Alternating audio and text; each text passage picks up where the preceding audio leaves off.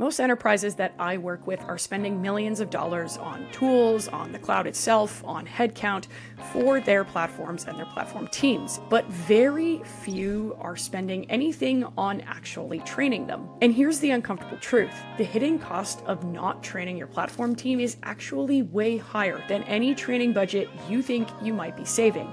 And it shows up in ways that leadership almost never expects. When platform teams aren't trained, not just in technology, but actually on platform thinking, I see the same patterns every single time. It's golden paths that no one uses, or interfaces developers avoid or just complain about the entire time. One of the biggest things I see is over-engineered systems that nobody really asked for, and mindless, endless debates about what a platform is supposed to be. This often means I also see backlogs full of features with no real adoption, and everybody's absolutely favorite phrase, "We built it, but no one's using it." These aren't technical failures. As much as you might think they are, they're actually just knowledge gaps. Here is the real cost of not training your platform team. You end up paying for things like reworks, politics, plain misalignment, and stalled adoption, and you'll do this over and over and over again. So here is what platform teams aren't actually trained in.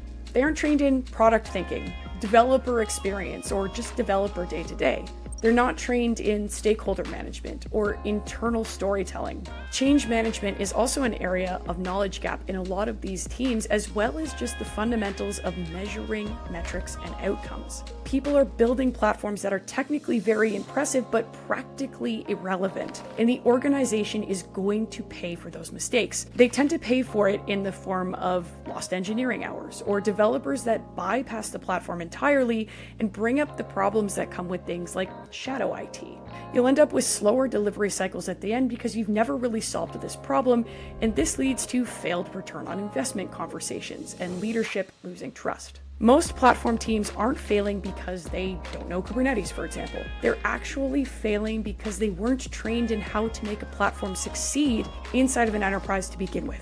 Recently, I worked with a team that had world-class engineers, and they built a very sophisticated system for a very complex platform, but they had 3% adoption.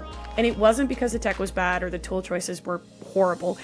They were fine. In fact, the tech was quite brilliant. But no one had specifically come in and trained them on things like how to do user research or get information about developer engagement. They even missed a lot of information on how to build golden paths that actually solve real problems and how to communicate the value of those golden paths, not just to developers, but to leadership. So what we did was we ran a focused and very intense training program for 8 weeks. We worked on product mindset, human-centric design, value stream mapping, communications, and feedback loops. Adoption went from 3% to nearly 40% in a quarter. The technology underneath the hood did not change at all. The team itself did.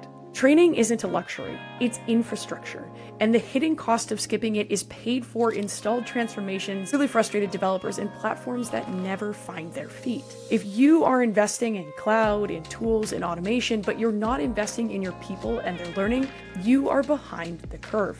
Platforms don't succeed because the technology is good. They succeed because the team behind them is. They're aligned, they're confident, and they're trained in the work that actually matters. If you want to build a platform that actually delivers outcomes, start by training the people who build it.